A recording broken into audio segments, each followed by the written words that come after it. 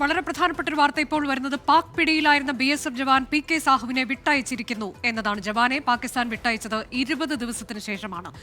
അച്യുതൻ വിശദാംശങ്ങളുമായി. അച്യുതൻ, വലിയൊരു ആശങ്കയുണ്ടായിരുന്നു. ഇപ്പോൾ 20 ദിവസത്തിന് ശേഷം സുരക്ഷിതനായി തന്നെ അദ്ദേഹം മടങ്ങിയെത്തുന്നു എന്നതാണോ? 10:30 അട്ടാരി അതിർത്തിയിൽ വെച്ച് അദ്ദേഹത്തെ കൈമാറിയിട്ടുണ്ട് എന്ന വിവരം വരുന്നുണ്ട്. മറ്റ് വിശദാംശങ്ങൾ.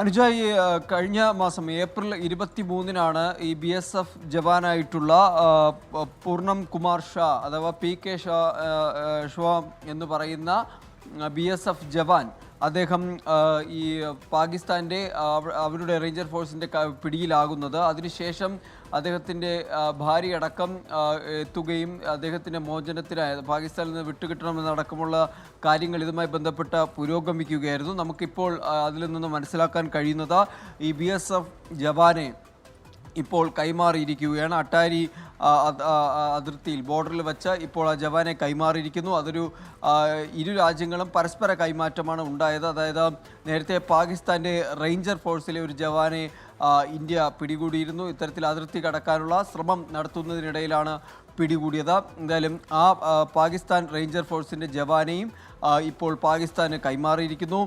ഒപ്പം BSF ജവാനായിട്ടുള്ള ഈ BSF ജവാൻ PK സാഹുവിനെ ഇപ്പോൾ ഇന്ത്യക്കും കൈമാറിയിരിക്കുന്നു എന്നുള്ളതാണ്. ഇദ്ദേഹം പശ്ചിമ ബംഗാളിലെ സ്വദേശി കൂടിയാണ്.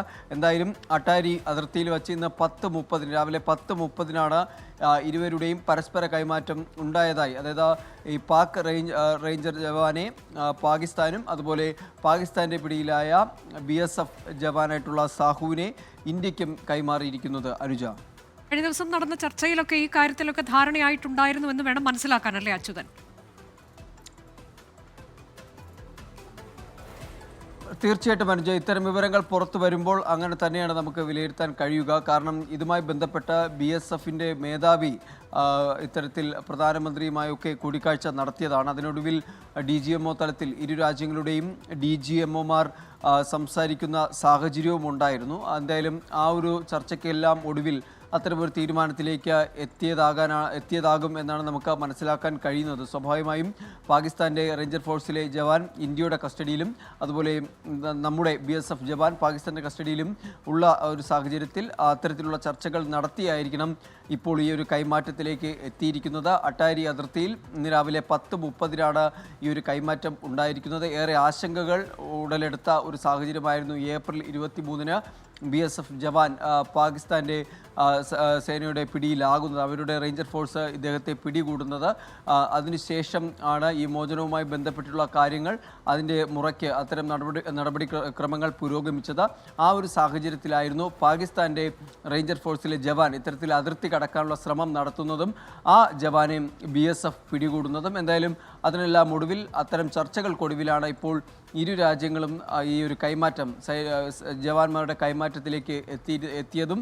ഇന്ന് 10:30 അട്ടാരി അതിർത്തിയിൽ വെച്ച് ഇത്തരത്തിൽ BSF ജവാനെ ഇപ്പോൾ ഇന്ത്യക്ക് വിട്ടു നൽകിയതും.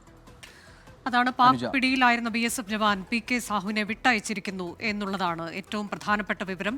20 ദിവസത്തിന് ശേഷമാണ് ഇദ്ദേഹത്തെ വിട്ടയച്ചത്. ഇതിനുവേണ്ടിയുള്ള ശ്രമങ്ങൾ ഇന്ത്യ തുടക്കം മുതൽ തന്നെ നടത്തുന്നുണ്ടായിരുന്നു.